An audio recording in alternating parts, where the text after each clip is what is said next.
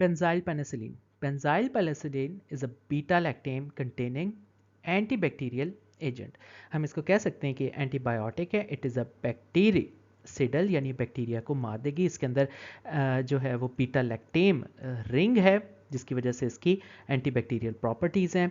ये करेगी क्या? It is going to interfere with the cell wall synthesis in the dividing bacteria.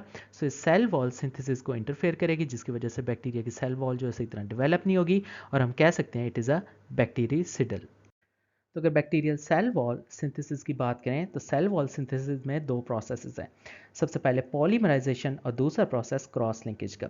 जो polymerisation का प्रोसेस है वो बैक्टीरिया के एंजाइम जिन्हें हम ट्रांस ग्लाइकोसाइलेसिस कहते हैं वो कैरी आउट करते हैं और क्रॉस लिंकेज का process transpeptidases carry out करते हैं. सो अगर इन दोनों प्रोसेसेस में कोई ना कोई गड़बड़ हो जाएगी तो उसकी वजह से सेल वॉल सिंथेसिस इनहिबिट हो जाएगी और जो बैक्टीरिया है वो सर्वाइव नहीं कर सकता. सो जो चीज़ ट्रांस ग्लाइकोसाइलेसिस को इनहिबिट करेगी this is going to be vancomycin और जो चीज़ ट्रांसपेप्टिडेजेस को इनहिबिट करेगी they are beta lactam containing antibiotics जिसकी वजह से सेल वॉल सिंथेसिस जो है वो इनहिबिट हो जाएगी. सो अगर आप बैक्टीरिया के सेल वॉल के स्ट्रक्चर को देखें तो उसमें एन एसिटाइल म्यूरामेरिक एसिड होगा और इसके साथ एन एसिटाइल ग्लूकोसामीन अटैच है. एन एसिटाइल म्यूरामेरिक एसिड के साथ डिफरेंट अमाइनो एसिड्स अटैच है. For example L alanine, then we have D glutamate, उसके बाद L lysine and then we have D-alanine and again D-alanine. अब जो L-lysine है इसके साथ 5 ग्लाइसिन मॉलिक्यूल्स अटैच्ड हैं. बिल्कुल इसी स्ट्रक्चर की तरह हमारे पास एक और सेम स्ट्रक्चर भी है. इस स्ट्रक्चर में भी एन एसिटाइल म्यूरामेरिक एसिड के साथ एन एसिटाइल ग्लूकोसामीन अटैच है. Then we have L-alanine, D-glutamate, then L-lysine, then D-alanine and again D-alanine और L-lysine के साथ again 5 जो है वो ग्लाइसिन मॉलिक्यूल्स अटैच है. अब जो ट्रांस ग्लाइकोसाइलेसिस होती है उन्होंने क्या करा होता है पॉलीमराइजेशन और जो पॉलीमराइजेशन है वो एन एसिटाइल ग्लूकोसामीन और एन एसिटाइल म्यूरामेरिक एसिड के बीच में बॉन्ड बनेगा और इस बॉन्ड बनने में जो चीज़ रिलीज होगी that is LCP which is a lipid carrier bactoprenol. So इस प्रोसेस को जो चीज़ इनहिबिट करेगी दैट इज वैंकोमाइसिन. और अगर क्रॉस लिंकेज की बात करें तो क्रॉस लिंकेज जो ग्लाइसिन का मॉलिक्यूल है और जो लाइसिन का मॉलिक्यूल है इन दोनों के बीच में बॉन्ड बन जाएगा. दिस इज क्रॉस लिंकेज और क्रॉस लिंकेज जो करवाएंगे वो ट्रांस पेप्टिडेज होंगे.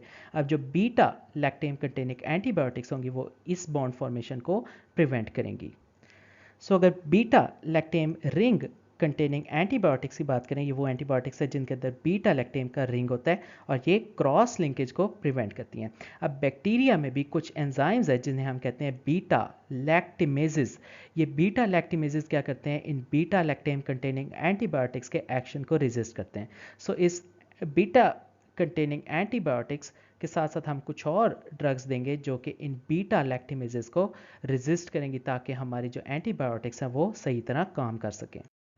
सो अगर स्पेसिफिकली बेंजाइल पेनिसिलिन के मैकेनिज्म ऑफ एक्शन की बात करें तो इसने इनहिबिट करना था ट्रांस पेप्टिडेजेस एंजाइम्स को जिन्होंने क्रॉस लिंकिंग करानी थी. सो जब क्रॉस लिंकिंग नहीं होगी तो सेल वॉल सिंथेसिस जो होगी वो फॉल्टी होगी जिसकी वजह से हम कह सकते हैं बैक्टीरियासिडल एक्शन मिल सकता है. तो अगर फार्माकोकाइनेटिक्स की बात करें तो जो बेंजाइल पेनिसिलिन है वो IM भी दे सकते हैं IV भी दे सकते हैं. सारे बॉडी फ्लूइड्स में ये पास कर सकती है. प्लेसेंटा भी क्रॉस कर सकती है लेकिन ब्लड ब्रेन बैरियर जो है वो क्रॉस नहीं कर सकती अनलेस एंड अनटिल मेनिंजेस जो है वो इन्फ्लेम्ड हो. It is excreted in the urine which is blocked by the probanicid. Probanicid is a uricosuric agent. We use it in the treatment of uric acid. उसके अलावा phenoxy methyl penicillin which is less active is given orally. It is inactivated by the bacterial beta lactamases. Bacteria के पास कुछ enzymes होते हैं जिन्हें हम beta lactamases कहते हैं और ये उनके अगेंस्ट काम करती हैं उन सारी ड्रग्स के जिनके पास बीटा लैक्टेम ग्रुप होता है. क्लिनिकल यूज़ में streptococcal infections, gonococcal infections, meningococcal infections के अगेंस्ट बेंजाइल पेनिसिलिन यूज़ कर सकते हैं. एंथ्रेक्स की ट्रीटमेंट, डिप्थेरिया की ट्रीटमेंट, गैस गैंग्रीन की ट्रीटमेंट में भी यूज़ कर सकते हैं. अब जो स्टैफिलोकोकस हैं वो रेजिस्टेंट है क्योंकि उनके पास बीटा लैक्टिमेजेस एंजाइम्स हैं. उसके अलावा जो सेंसिटिविटी है न्यूमोकोकस की, मेनिंजोकोकस की और गोनोकोकस की वो भी कम है अगेंस्ट बेंजाइल पेनिसिलिन. टॉक्सिसिटी या साइड इफेक्ट्स में hypersensitivity reactions, for example rashes, urticaria, angioedema, fever, arthralgia, anaphylaxis वगैरह हो सकते हैं। अगर सारी एंटीबायोटिक्स को समराइज करें जो कि बैक्टीरियल सेल वॉल से रिलेटेड है, तो उसमें कुछ ना कुछ ग्रुप्स बन सकते हैं, जिसमें पहला ग्रुप है पेनिसिलिन्स का, सेकंड ग्रुप है सेफलोस्पोरिन्स का, थर्ड ग्रुप है बीटा लैक्टेम्स का which are other than penicillins, जिसमें मोनोबैक्टाम और कार्बापेनम्स आ सकते हैं। And then we have some membrane active agents, जिसमें ग्लाइकोपेप्टाइड्स आ सकते हैं, पेप्टाइड्स आ सकते हैं, लाइपोपेप्टाइड्स आ सकते हैं और एंटी मेटाबोलाइट्स आ सकते हैं। सो अगर सबसे पहले पेनिसिलिन्स की बात करें तो पेनिसिलिन्स हमारे पास वेरी नैरो, नैरो और वाइड स्पेक्ट्रम में है। उसके अलावा जो बैक्टीरिया है उसके पास एंजाइम होता है पेनिसिलिनेज। ये पेनिसिलिनेज क्या करता है कि जो कि पेनिसिलिन्स हैं इन्हें रेजिस्ट करता है। सो कुछ पेनिसिलिन्स हैं विच आर पेनिसिलिनेज रेजिस्टेंट और कुछ पेनिसिलिन्स हैं जो कि पेनिसिलिनेज सस्पेक्टेबल हैं। तो अगर सारी पेनिसिलिन्स को देखें तो उसमें सबसे पहले वेरी नैरो स्पेक्ट्रम पेनिसिलिन्स आती है, जिसमें methicillin, nafcillin, oxacillin, these are penicillinase resistant. उसके अलावा कुछ नैरो स्पेक्ट्रम पेनिसिलिनेज है, जिसमें पेनिसिलिन जी, जिसे बेंजाइल पेनिसिलिन्स, और पेनिसिलिन वी, ये दोनों जो है ये नैरो स्पेक्ट्रम पेनिसिलिन्स हैं। These are penicillinase susceptible penicillins. उसके अलावा कुछ वाइड रेंज पेनिसिलिन्स है, उसमें एम्पिसिलिन, एमॉक्सिसिलिन, पाइपरसिलिन और टाइग्रासिलिन आते हैं। These are penicillinase susceptible penicillins. उसके अलावा कुछ सेफलोस्पोरिन्स आती हैं। तो अगर सेफलोस्पोरिन्स को देखें तो इसकी जनरेशन है first generation, second generation, third और फोर्थ जनरेशन। जो फर्स्ट जनरेशन है वो नैरो स्पेक्ट्रम के साथ है, बाकी जितनी जनरेशन है वो वाइड स्पेक्ट्रम के साथ है। सो अगर फर्स्ट जनरेशन सेफलोस्पोरिन देखें which are with a narrow spectrum, तो उसमें सेफाजोलिन और सेफालेक्सिन है। अगर सेकंड जनरेशन सेफलोस्पोरिन देखें तो उसमें सेफाक्लोर, सेफ्यूरोक्सिम, सेफ्रोजिल्स, सेफॉक्सिटिन, सेफोटीटन और सेफामेंडोल आएंगी। These are second generation cephalosporins with a wider spectrum.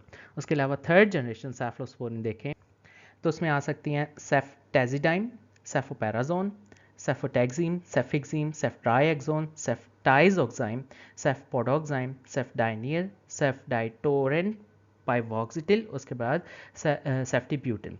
These are third generation cephalosporin with the wide spectrum. उसके अलावा जो फोर्थ जनरेशन सेफलोस्पोरिन है उसमें सेफिपाइम और सेफ्टेरोलिन आएगी। These two drugs have also wide spectrum. इसके अलावा अगर कुछ और एंटीबायोटिक्स की बात करें तो हमारे पास एक क्लास है which is beta lactam containing other antibiotics. So ये बीटा लैक्टेम रिंग कंटेनिंग में मोनोबैक्टम भी हो सकते हैं और कार्बा पैनम्स भी हो सकती हैं।